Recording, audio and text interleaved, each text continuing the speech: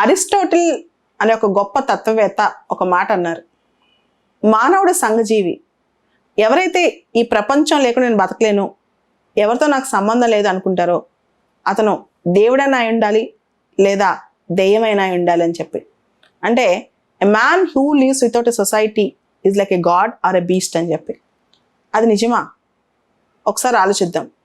ఖచ్చితంగా మానవుడు సంఘజీవే. మనిషికి అందరూ కావాలి. ఎప్పుడైనా సరే అందరూ ఉంటేనే మనిషి జీవితానికి అందం, ఆనందం.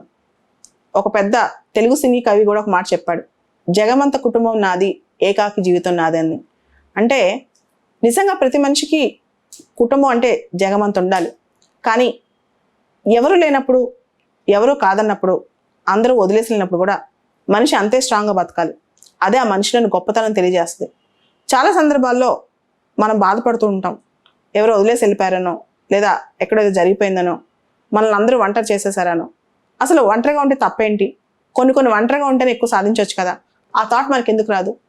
మనిషి అనేవాడు చాలాసార్లు ఒక వీక్నెస్ ఉందన్నమాట చాలా మంది వ్యక్తుల్లో. ఎవరో ఒకళ్ళ పైన ఎప్పుడో ఒకప్పుడు డిపెండ్ అవుతూ ఉంటాం. అంటే పూర్తిగా ఆధారపడతాం. వాళ్ళు చెప్తేనే చేయాలి, వాళ్ళు ఉంటేనే మనం చేయాలి అని చెప్పి. అవన్నీ కరెక్ట్ కాకపోవచ్చేమో. మనమే హీరో అవ్వచ్చేమో. మన కోసం మనమే బతకాలేమో. కొన్ని మనకు మనం సాధించుకుంటేనే దానిలో ఇండిపెండెన్స్ కానీ, అందం కానీ, ఆనందం కానీ ఉంటుందేమో. ఇది నేను స్వతహాగా కూడా తెలుసుకున్నాను అనమాట.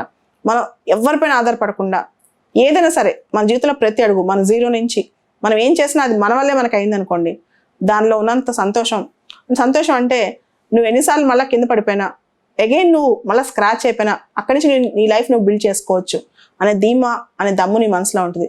అలా కాకుండా ఎవరో ఉంటేనే నేను పర్టికులర్ పని చేయగలను, ఎవరిపైన ఆధారపడితేనే వాళ్ళ వల్ల నాకు ఇది జరుగుద్ది, లేకపోతే నేను సొంతంగా చేసుకోలేను, లేదా వాళ్ళు వెళ్ళిపోతే నేను నా జీవితంలో ముందుకు ఒక్కరోజు కూడా గడవదు, ఇవన్నీ పెట్టుకుంటే ఎవ్వరూ ఒక ఇంచు కూడా ముందుకు కదలలేరు.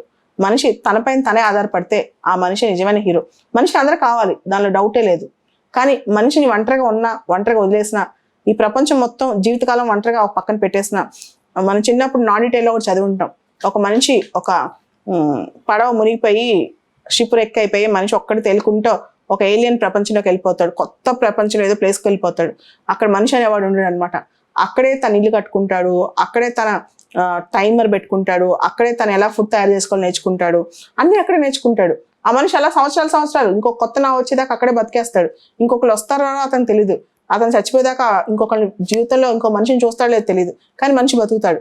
అసలు ఆ మనిషికి అంత శక్తి ఉంది. ఎవరు లేకపోయినా అడవిలో వదిలేసి మనిషి అనేవాడు కనిపించకపోయినా ఒక మనిషి బతికేంత శక్తి ఆ మనిషికి ఉంటుంది.